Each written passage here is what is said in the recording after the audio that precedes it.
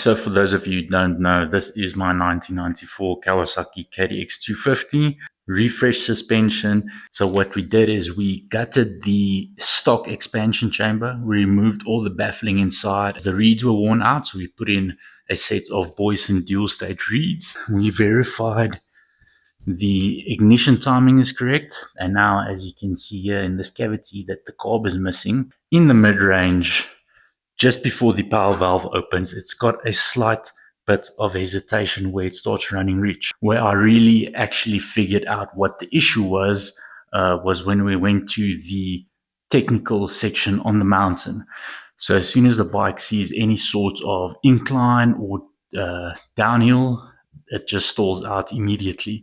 And from past experience, I know that it's the jet block gasket. So what is a jet block gasket? That's this little smiley face over here that goes onto your jet block, and it seals it to the rest of the carb body. Now, if that seal is not properly sealing, unmetered fuel and air can get into the mixture, and it's going to mess you around quite a bit. So after replacing this, I'm probably going to have to rejet the bike from scratch again just to be sure.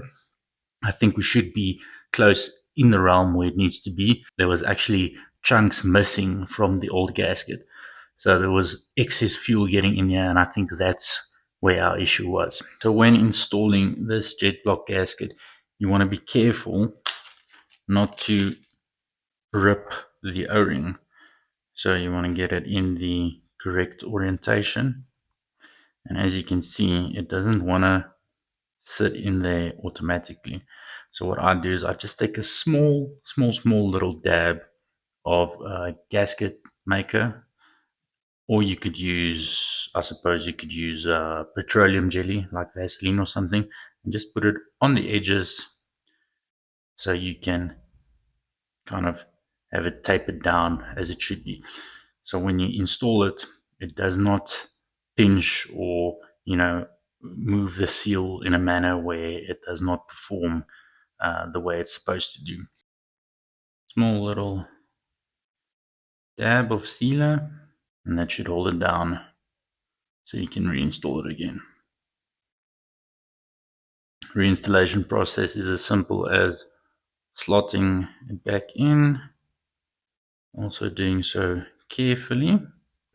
Tighten them down equally. Don't crank the one down and then tighten the next one down, because you really want it, to seat as evenly as possible. So alternate between the two as you tightening them down. Now once it's seated down, you don't want to crank on it as hard as possible. You only need to go a bit tighter than snug, because you definitely do not want to strip out any threads in the body of your carb, because that means you're going to replace your whole carb.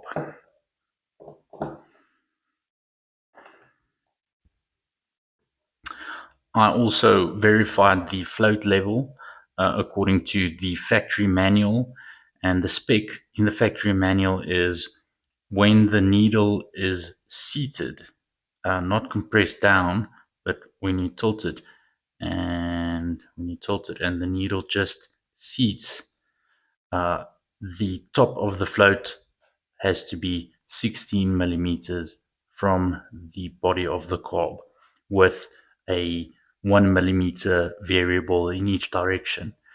So when I measured it, it was 15.99 millimeters. So it was 0.01 millimeters off. So the float level is definitely fine, and we know that's not an issue. Now that we have, or after reassembling the carb, we can throw it in the bike and start rejetting this beast. Ooh, alrighty, what's up, folks? Hope the wind noise is not too bad. It's windy season in South Africa for the international viewers. Yeah, the wind and dust and pollen has done a number on my sinuses, so I've been feeling pretty sick the last couple of days. So I'm getting a bit of a late start today. I was lying in bed contemplating whether I feel good enough to go ride or not. But here we are at Wild West. So we've got the jet block gasket replaced. The jetting is still the same. It seems fairly happy where it is at the moment. I took the bike for a quick ride around the block after I replaced it. It feels like it's still a little bit fat or a little bit rich in the mid-range, but much better. It doesn't like hit a wall before it goes into the power band or before the power valve opens. So yeah, I'm geared up. I've got all my stuff ready. I'm going to take the jetting kit along. We'll probably just drop the needle. But anyways, I'm going to use my sighting lap around the track to dial in the bike. And then, yeah. And then hopefully after the bike's dialed in, I can get you guys some good point of view footage of a decently fast lap. Now, the front suspension on this bike, there's so much flex in it, so you find the limits of the suspension with faster riding fairly quickly, but it is great for technical stuff. We're just going to do the red loop. Yeah, let's go ride. Oh, and we also got a new 128 gig memory card, so hopefully we won't have as many GoPro failures. But now let's go turn a sighting lap and see how the KDX does.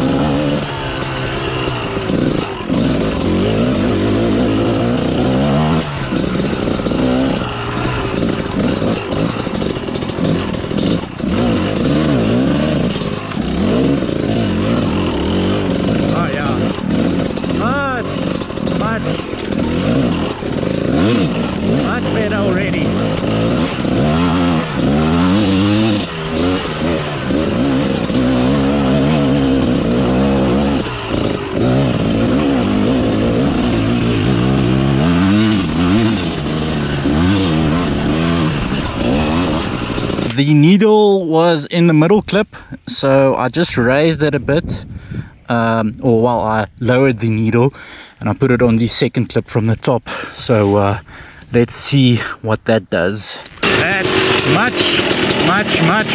cleaner. Oh. Now I just gotta remember how to ride a dirt bike again.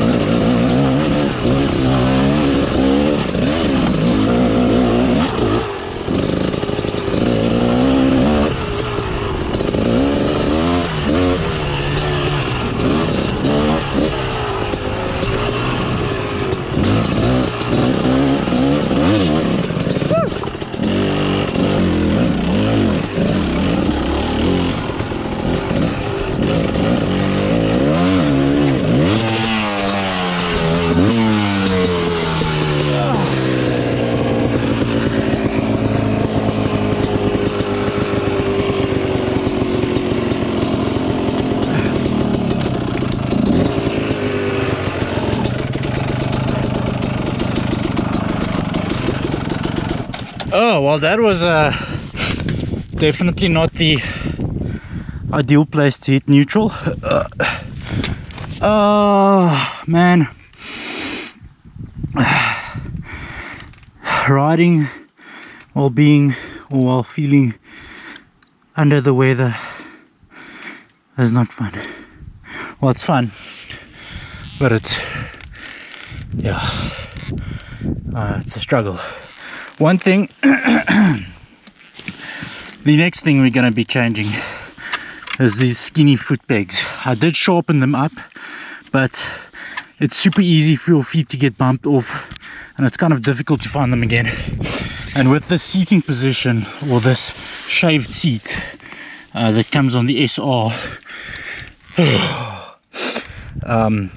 it's kind of difficult to grip with your knees, because your knees are kind of like up the level, on the upper level of the seat here.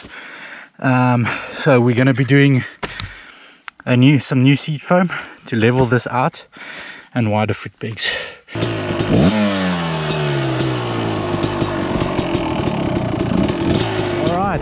Let's go.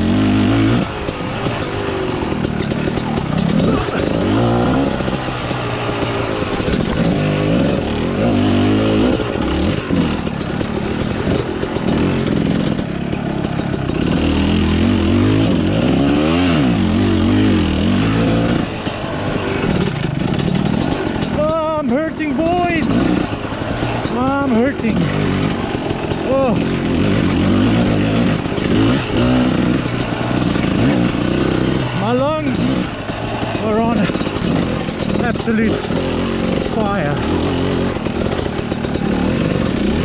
And yeah, kind of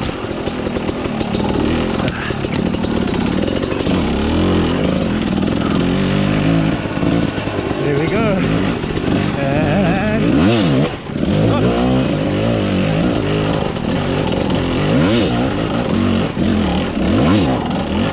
pop, pop. Super easy. That was a pretty good day considering I'm feeling a bit under the weather. My throat is fairly swollen now. It's quite unpleasant. But yeah, the KDX ripped. I'm so glad that the jet block gasket replacement made such a big difference. Now the bike is actually rideable in technical terrain. You can lug it up almost anything. It feels like you're lugging a couch up a mountain. And then also it's not stalling out all the time. As soon as it sees any kind of ascent or descent. But yeah, looking forward to doing some protection parts for the bike next, so the swing arms don't get absolutely destroyed on technical terrain. And then we also need to widen those foot pegs. Like the amount of sketchy moments I had where your foot gets knocked off by a rock or the bike kind of bucks you or whatever, and you're trying to find the foot peg and you just can't find the tiny flippin' things. Very sketchy. So we're going to widen those up as well, seeing as we are refining our welding skills. It should be fairly easy. I do have some steel at home that should work nicely for that. And yeah, then we just gotta ride the bike, get acclimated to the platform, to the chassis. I'm not super comfortable on it yet. I think this is the most I've ridden the bike with like zero issues, where I could actually focus on, you know, getting used to the way the suspension works, the way the chassis feels. I just need to dial in the compression on the front suspension a bit. I managed to get the rear to a point where it feels pretty decent. It's just the front that's all over the place, but there's also a lot of flex in the front end, so there's not too much you can do about that unless you do a front end swap, but I don't think we're going to do that.